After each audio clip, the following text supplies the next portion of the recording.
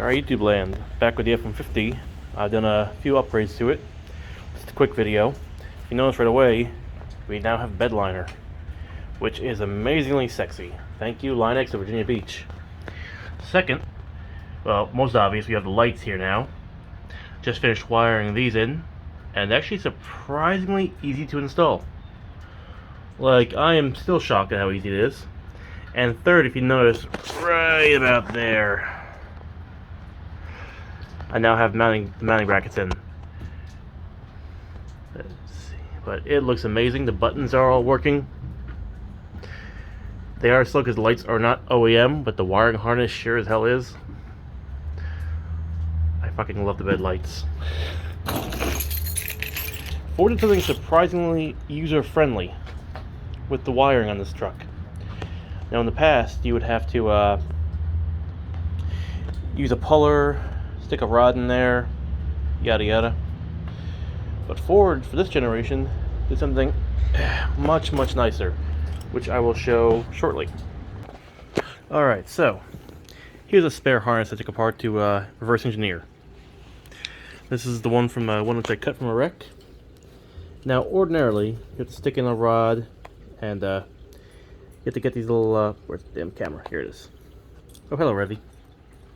Yes, you're a good girl. A good girl. 1 sec. Light. So, ordinarily, you have to stick a rod inside of here to go and pop it loose. Ford made this part here pops off, and let me reverse the camera. That's my big old hand. So, ordinarily, it'd be stuck in here. Here it is. Here, click. It's locked in there. So what Ford did, yes, Revy, he's crying at me. Makes this part here pops out, which, Revy, stop crying. I'm not sure you guys can hear her, but she's wagging her tail. You know what? Screw it. Hi, Revy. You won't go outside in the rain. You wanna go outside? Sassy girl. Sit. Sit. Stay. Go outside. It's raining. What she does. Okay. Now the distraction is gone. Okay, where was I? A camera. Cables in. So you have to stick a tool in here to remove the clip. In this one's case, though, you can pop it out with a flathead. See right there? All you have to do, there's the knife. There it is.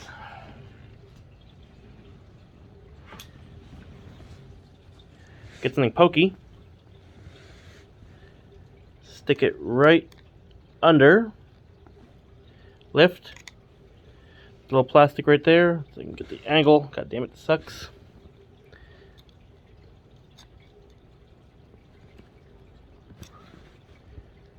It's hard to do it with a very short end here. Oop, there it is. And if you notice right now it's lifted up higher, it slides right out. Second issue was getting it through the back of the harness here. Now again, these things have a little black teeth there. Those are stoppers. You can break those out by pulling them this way or that way, whichever way is closest to the outer wall, and they're free. Again, this will easily pop out with a flathead. They have a little rubber grommet here. Now this is what I love the most. You can easily, see if I have one here which I can use. I'm just going to break off one here. Regret it later. Second.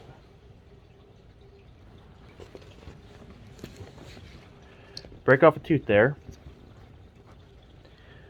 Push it all back together. You don't have to take off the blue piece. I just did that because I was learning.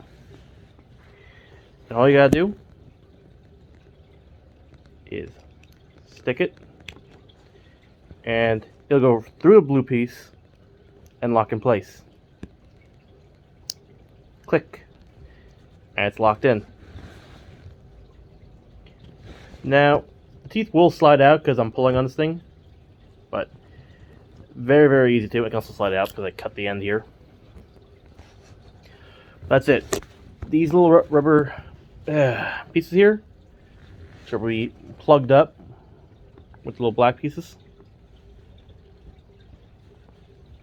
Will very gently allow you to pass through the little connector here.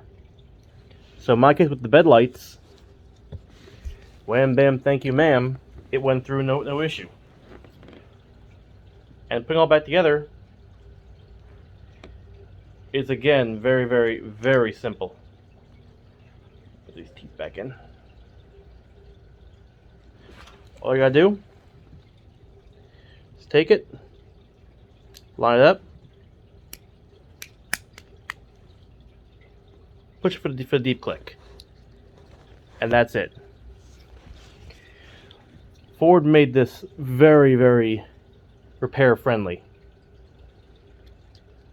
which is a big surprise. Click. Blue piece. Now you have the wires go through it. This one's already cut open. Stick the end on in.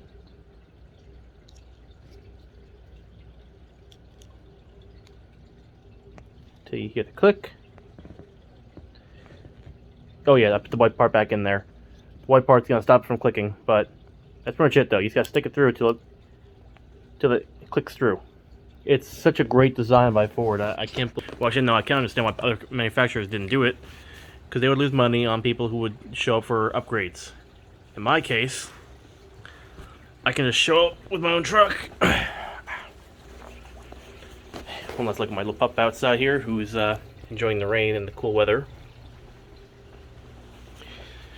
In my case, I just ran it up to the truck. Oh yeah, you have to activate it in ForScan, or bring it to a dealership. In my case, hint, hint, wink, wink.